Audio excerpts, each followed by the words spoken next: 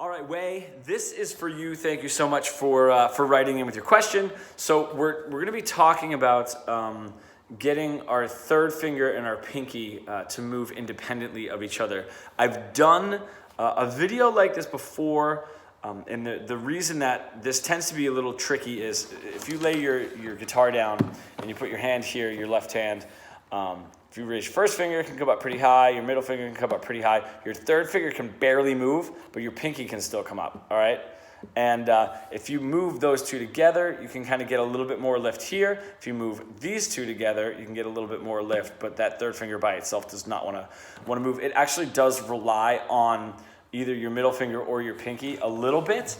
It is the weakest finger. Your pinky tends to be weaker just because it's like the size, you know, it's just like it's that much smaller than your other three fingers. So just based on muscle mass, it's going to end up being weaker. But technically it's your third finger. Actually, if you guys do if you do your chromatic exercises on the way down, I know I can feel this in a lot of my other students as well. When we're doing those exercises, you can feel the pressure of your pinky and your second and first finger just equal, and your third finger doesn't quite press as hard. The pressure's not exactly the same. So I usually have my students I'll have them pick it harder, and that'll also make them squeeze their third finger a little bit harder just to try to get it to a place where it's going to be equally as strong as your other fingers. So let's get into the exercise. So the exercise, for you guys that are watching, the exercise that Wei was doing was just a simple pull-off, 8th fret pinky, 7th fret third finger, and then 5th fret first finger. And what we're doing is we're having a problem. Those two want to move kind of like together. All right, so we got to get some independence there between those two. So let's work on that. Now, your first finger is always going to be fine. It's always going to be an anchor. So I want you to put your first finger and your second finger down, but you're not really going to use them. All right, that's just going to be an anchor. What you're going to do is you're going to use your third finger on the 7th fret and your pinky on the 8th fret, and I just want you to give me a pull off from there. Right, so that'll teach your pinky to move while stabilizing your third finger. Now, I'm gonna break a little bit of a rule because I do have exercises where we do our chromatics and you don't move your fingers to the next string until they're needed. Now what that does is that cuts down on our range of motion because we don't want to use a large range of motion because that just adds time and that adds sloppiness to our playing.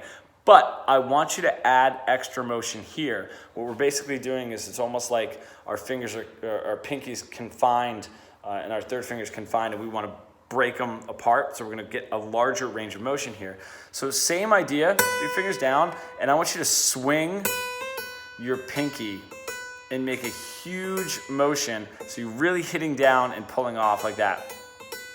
Doesn't matter how fast you're going, just to get that much motion with your third finger stabilized is just kind of like stretching these muscles out and allowing your pinky to move that much without your third finger having to move with it. So another awesome exercise. Now, when those become comfortable,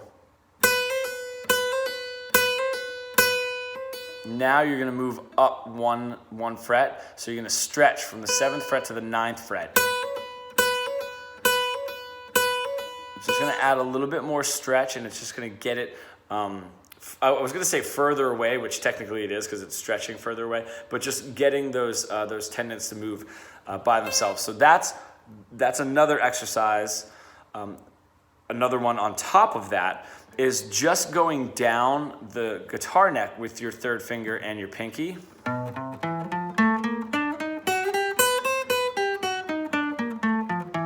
Is a great one. So I'll do one of these, 7th and 8th fret, and then do one 7th and 9th. Right? Just to get a little bit of strength there. And when you're doing that, you're going to feel these muscles getting really sore. You're working these muscles in a way that you don't usually work them. I mean, even me, if I'm doing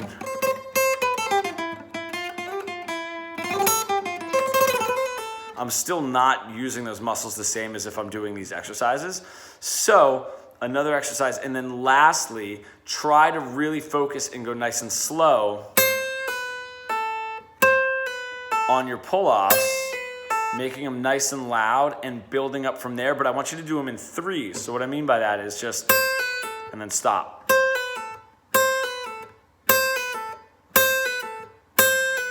And get a nice pace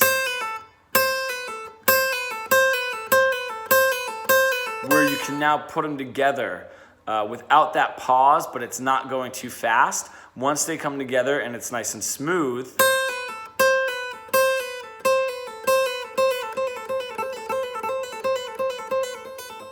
you can go faster and faster and then eventually just not need the pick at all. And that's how you're gonna gain that independence with your pinky and your third finger. So a few things to focus on in this video. I do hope that helped. I'm gonna post this right now because it's like 1:15 in the morning. So I don't know what time it is in Hong Kong, but I think now is about a good time to post it. So I'm gonna post it right now, and I hope it helps, and then I hope it helps anybody else who's watching. Thank you guys for paying attention and writing in.